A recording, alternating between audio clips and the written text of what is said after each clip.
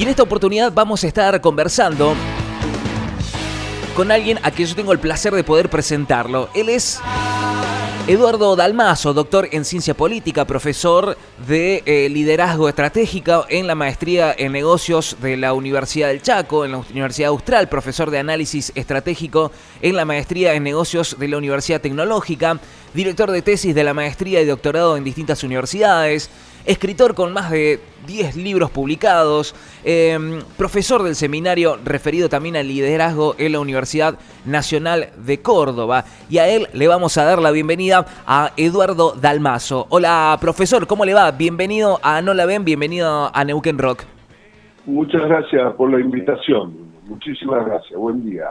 Bueno, la convocatoria tenía que ver también con la idea de empezar a pensar un poco y a reflexionar, ¿no?, de lo que va aconteciendo en el país y sin dudas lo que ha acontecido el miércoles pasado ha generado, ¿no?, un gran impacto a nivel social de aquellas personas que ven lo que sucede como una manera de quizás expresar su enojo, su descontento con algunas situaciones, pero por el otro lado también hay una cuestión humana, ¿no?, donde uno empieza a poner el foco en aquellos jubilados que hacen que llevan adelante su reclamo, pero también empieza a ver esta cuestión de quizás un poco de trabajadores versus trabajadores, ¿no?, porque del otro lado no hay que perder de vista que esos policías, esa fuerza policial que está del otro lado también son trabajadores que atraviesan distintas situaciones. La pregunta es, ¿cómo se mira, cómo se observa esta Argentina que pareciera que no tiene un retorno, ¿no?, de esta grieta o de esta, yo le digo mal llamada grieta, ¿no?, pero hay una cuestión de una ruptura del tejido social que pareciera, por lo menos a lo lejos, que no tiene una pronta solución? ¿Cómo es la mirada que usted tiene con respecto a esto? En primer lugar, manifiesta la situación de anarquía del país una vez más, ¿no? Anarquía significa cada uno hace lo suyo y no hay dirección. En segundo lugar, es una desgracia, porque ha habido, digamos, gente que ha sufrido, digamos, como el caso del periodista, el fotógrafo, señoras, ha sufrido una, digamos, violencia. Pero por otro lado, también hace pensar a la ciudadanía que el hecho que Firmenich haya apoyado e instado para ir no fue una manifestación absolutamente, digamos, espontánea, claro, sino que ha habido sectores que se han coligado con los jubilados para crear condiciones de caos. Y por otro lado, la forma en que se reprimió absolutamente, yo diría, sin experiencia, o sea, mal, o sea, como que no usaron la experiencia. Cuando se va a esos enfrentamientos, ¿quién pierde? Pierde el país, por supuesto, pierde el país. Evidentemente, cuando recién mencionaba esto, ¿no?, para aquellos quienes no conocen, no saben quién es Firmenich, ¿no?, fue el ex líder de Montoneros, a mí me pasó algo muy parecido. Cuando empecé a ver esa convocatoria y los personajes que estaban detrás de la convocatoria, digo, ¿qué pasa con la sociedad que deja en manos de esas personas un reclamo genuino, ¿no?, que vuelvo a insistir, un reclamo de un jubilado que está solicitando un aumento en sus saberes que es totalmente justo ante la situación económica que se vive? Digo, ¿por qué se deja en manos de estos personajes, tanto hinchas como estas personas, este tipo de reclamos? ¿Qué es lo que está sucediendo? ¿Es porque no hay realmente del otro lado una oposición que realmente tome estos reclamos y los haga propio y políticamente actúe? Bueno, si vos me permitís, yo creo que la votación por Milei fue implícitamente un que se vayan todos, ¿no? Que se vayan todos significa la falta de credibilidad, lo que vos estás señalando. ¿Por qué no hay líderes distintos para que aparezcan estos personajes que han sido trágicos para el país, intrigando por una causa justa, pero que nunca se preocuparon por esa causa? Y que da lugar al oportunismo, que me gustaría explotarme sobre eso en su momento. Hay una crisis de dirigencia en la Argentina, quizás producto de la anarquía. A ver, uno no puede saber, uno ciudadano, me va siguiendo, ¿verdad? Sí. Uno ciudadano no puede definir, sí o no, en general estoy hablando, si la política de Milei a mediano plazo va a resultar un fracaso o no. Uno se guía por los referentes, claro, ¿no? Si yo tengo referentes confiables, preparados, la sociedad se organiza. Si yo no tengo referentes, digamos, preparados y que me inspiren confianza, todo sale para cualquier lado, ¿se entiende, Bruno? O sea, no tengo dónde apoyarme. Yo, ciudadano común, no tengo dónde apoyarme. El ciudadano jubilado, que siempre ha pagado, viene pagando facturas de hace tiempo. Yo leía que la Confederación General de Trabajo va a apoyar, que me parece muy bien, pero pensemos que la Confederación General de Trabajo nunca salió a apoyar a los jubilados cuando ¿cómo se llama? El ex candidato a Massa y Vudú licuaron las cajas de jubilaciones que deberían haber salido ese día en huelga masiva para apoyar no solamente a los jubilados, sino a los futuros jubilados que son los trabajadores. Correcto. Y hoy uno escucha que salen, claro, es justo que salgan, pero hay que acordarse si eso es una posición oportunista o es una posición de convicción. No es una posición de convicción, es una posición oportunista con algo que sí es necesario hacer justicia, me refiero a los jubilados. Correcto. ¿Se entiende? Exacto. En esto, Eduardo, que tiene la capacidad de poder analizar justamente los liderazgos, cuando uno habla de Javier Milei, ¿se habla realmente, es un líder Javier Milei o simplemente en la contraposición con el presidente que tuvimos anteriormente, un Alberto Fernández que estaba completamente diluida su imagen, que finalmente termina yéndose prácticamente por la puerta trasera, casi sin ningún tipo de reconocimiento de los propios? ¿El Javier Milei es realmente un líder que ejerce sus convicciones y las lleva hacia adelante, o realmente es una persona que simplemente pudo captar este descontento de las personas y que trata de aplicar más o menos algunas herramientas que vayan en concordancia, ¿no?, con aquellas personas que lo votaron y que estaban descontentos?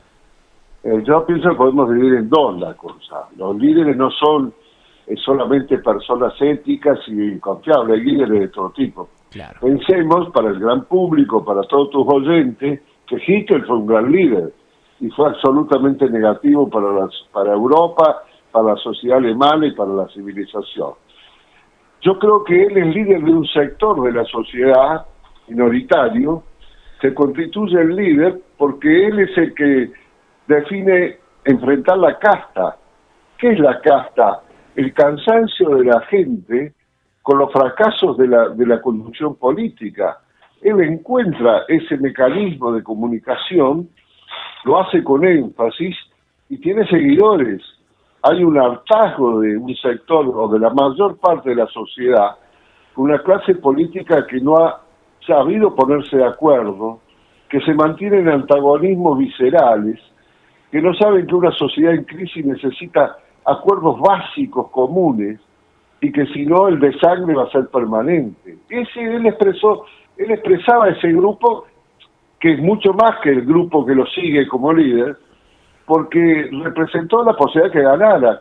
¿Por qué ganó? Porque tenía un grupo absolutamente que lo seguía en su posición de romper con el Estado y el discurso anticasta, y otro sector que lo apoyó por falta absoluta de confianza en la continuidad de los candidatos que venían del frente que vos has descrito muy bien, el fracaso de Fernández, que no es solamente del presidente, sino de la vicepresidenta. Correcto. A veces parece que fuera un gobierno de uno y no del otro, son de ambos, y de todo el sector que lo sigue. Entonces ese desangre de la sociedad, es claro, va minando. El otro día leía a Julio Chávez, un actor de muchísima calidad, un actor dramático de teatro, muy reconocido para los que nos gusta. Y decía, sí, es como que hemos estado atendidos por el médico A, el médico B, el médico C, y todos nos van desangrando y ninguno nos da la solución. Sí. Entonces, para sintetizar y volver a tu pregunta, él lidera un sector, sí, claro que lidera un sector, pero no lidera todo el conjunto de la sociedad, y me da la impresión que está rompiendo los nudos que él mismo había creado, ¿no? Hay una sucesión de hechos en el cual creo que la soberbia o la pérdida de sentido de la realidad hace que él mismo se inflija, digamos, golpes que la oposición no se los da, pero él se los da solo, ¿se entiende? Correcto. Sí, sí, sí. En esto, profesor, yo quería consultarle porque hay algo que a mí me pasa cuando yo veo esta situación. Digo, entiendo que Javier Milei llegó para canalizar el disgusto generalizado que ya veníamos arrastrando, no solamente con Alberto Fernández, sino también la mala gestión que hubo con Mauricio Macri y la mala gestión de los últimos años de Cristina Fernández de Kirchner, ¿no? Veníamos arrastrando malas gestiones, intentando, evidentemente, ese cambio de una gestión a otra es porque el pueblo intenta buscar una solución a los problemas. Viene una persona que aparentemente iba a lograr esa solución, pero que todavía eso no se logra ver. ¿Qué pasa? ¿Eso provoca una desesperanza en aquellas personas que ya no encuentran prácticamente un líder o alguna persona que le dé respuesta a los problemas que hay? Bueno, es así. Produce una desesperanza. La gente, ese 56% que le votó con la esperanza. Aún los que no lo seguían a él como líder, que le votaron a favor de él en oposición digamos, al candidato del oficialismo en su momento, claro que tenían esperanza. Cuando uno observa las personas, sus amigos, las personas que uno intercambia, alumnos, profesionales, trabajadores, le pusieron una cuota de esperanza. Siempre se le pone una cuota de esperanza. Y además te diría que todos estos meses que significó algún tipo de orden y una disminución de la inflación, fue una cosa que para la gente ha sido como un respiro, más allá del problema de la ocupación y de lo que uno puede prever para el futuro, o pronto, digamos, pero no hoy. Entonces, ¿por qué decía yo recién que él se infligió las propias heridas? Porque hay una sucesión de hechos, de procesos, que él fue el partícipe fundamental, donde él mostró la otra cara, la que empieza a afectar un sector de la sociedad que lo siguió, y así, pero me parece que lo estoy siguiendo mal. Pero no es la oposición. La oposición aprovechó, y está bien, es su rol, la debilidad del presidente por las consecuencias de sus propias decisiones, los discursos, ¿no? Donde lo termina debilitando incluso la forma en que reprimió la gestión de los jubilados o la salida de los jubilados a reclamar por sus derechos, más allá de lo que dijimos, que había sectores que no nos termina de confiar, que hacían ahí, quienes inspiraban. Entonces es como que va creando un marco donde si no logra tener éxito, digamos, en su política económica, vamos a volver a estar en una situación no solamente difícil en lo económico, sino en lo político. ¿Por qué? Porque no hay, digamos, referentes, no tenemos referentes. La sociedad argentina no tiene referentes confiables. Ese es el problema básico. En esto, ¿cómo podemos nosotros, desde nuestro lugar, ir pensando? Porque yo veo que esto lo que hace cada vez que sucede algo como lo que sucedió el miércoles, lo que hace es profundizar más esta división, ¿no? Los que están de un lado contra los que están del otro, cuando en realidad yo siempre insisto lo mismo, ¿no? Estamos todos en un mismo lugar, nada más que, lógicamente, ¿no? La vieja frase divide y reinarás está más vigente que nunca en nuestro país. Digo, nosotros como ciudadanos de a pie, ¿qué podemos hacer desde nuestro lugar teniendo en cuenta que no tenemos ningún referente que pueda acompañar lo que realmente queremos nosotros? Bueno, si vos me permitís te cuento una breve anécdota. Sí. Yo tengo que dar una conferencia sobre liderazgo en estos próximos días a una serie de organizaciones del Valle de Punilla en Córdoba. Entonces, a la referente yo le pregunto, ¿por dónde te interesaría el enfoque? Y me contesta, y esto viene a lo que vos preguntás, Eduardo, no tenemos idea de liderazgo, mirá lo que elegimos.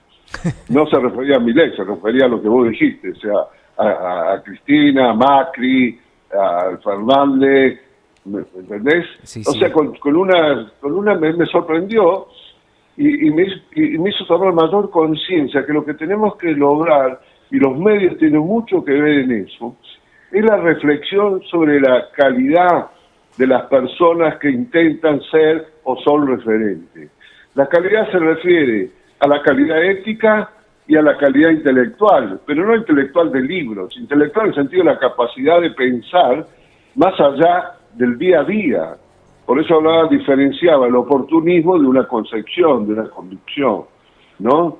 Entonces los medios, en el cual vos sos un protagonista de uno de ellos, es enseñarnos a todos o contribuir, quizás la palabra enseñar no sería, sino intentar que la reflexión comience a estar en todos los oyentes, en tu caso, y en el caso proyectándolo al país, lo mismo, aprender a elegir líderes. No sabemos elegirlos, no sabemos. Entonces es de nunca terminar, ¿no? Y hay otra cosa que quiero rescatar de lo que vos dijiste. Si esta sociedad, a través de sus líderes, no encuentra puntos de coincidencia, no va a haber solución. Porque si yo tengo toda la verdad y el otro no tiene nada, lo que estoy planteando es una guerra. Claro. Y esta es una sociedad que a través de esa guerra se ha venido desangrando, que se manifiesta en el 50% de pobres y de ese 50% un 20% de absolutamente marginalidad. Entonces esa es la mejor prueba de que de esta forma el país no tiene solución. Correcto. A mí lo que me sucede en todo esto es siempre me apunta hacia la misma reflexión, ¿no? De repente Bahía Blanca vino a mostrarnos que estamos todos en el mismo lugar, ¿no? Porque para mí es sorprendente la cantidad de muestras de personas que no teniendo nada, sin embargo, dan para aquellas personas que han sido afectadas. Ahora, si lo trasladamos al ámbito de lo político, evidentemente la división se da. Digo, ¿qué pasa con ese ser humano que empatiza con algunas cosas, pero de repente cuando sucede otra nos dividimos completamente? ¿Qué pasa con la sociedad argentina en ese sentido? La sociedad argentina ha vivido en una situación de anarquía. Fueron muchos años de dictaduras militares, muchísimos años. Y la vuelta a la democracia no significó, digamos, comprender el nivel de debilidad de la estructura económica de Argentina y las respuestas que había que dar. Cada uno vino con su libreto en oposición al resto. Lo que vos marcás de Bahía Blanca es muy importante, ¿no? Porque marca la capacidad del pueblo, de la sociedad, en ser solidario. ¿Dónde aparece la diferencia? En las concepciones de cómo debería ser la política o de qué político referenciarse. Y ahí se marca el problema que, digamos, ¿por qué fue exitoso el concepto de casta en Milei? Porque la casta ha ido creando condiciones de autofortalecimiento, olvidándose de la sociedad en su conjunto. Y ese es el tema, el desafío. Un momento para pensar que nos tomamos a esta hora en la radio, algo difícil, créame, profesor, que cuando lo planteé, cuando traje la idea de poder conversar con usted y empezar a reflexionar esto, en los tiempos que hoy corren, en la inmediatez de todos, en el poco tiempo que tenemos de frenar a pensar un poquito, generar esto en un espacio de radio, vuelvo a insistir, en estos tiempos se hace muy difícil y yo la verdad que le agradezco que se pueda tomar estos minutos y que nos ayude a pensar un poquito y a mirar, ¿no? lo que va sucediendo en nuestra Argentina de otra manera. Así que el agradecimiento por ser parte de esta columna que vamos a intentar sostener todos los lunes. Bruno, te agradezco la invitación y te agradezco esa capacidad e intencionalidad tuya de ayudarnos a todos a reflexionar. Y te agradezco las preguntas, porque las preguntas ayudan a plantear cuál es la posible respuesta o la posible repregunta. Así que muchas gracias. El agradecimiento desde aquí. Eduardo, un abrazo muy grande y que tenga buena semana. Otro para vos y para ustedes. Chao. Estuvimos conversando con el profesor Eduardo Dalmaso, profesor docente de la Universidad Nacional de Córdoba. Él es uno de los responsables de llevar adelante distintas cátedras que tienen que ver con el liderazgo, ¿no? Los invito a que puedan ingresar. Yo les voy a compartir luego el link. Tiene un blog donde él justamente va subiendo distintas reflexiones, artículos. Pueden ir también conociendo los libros que ha ido publicando.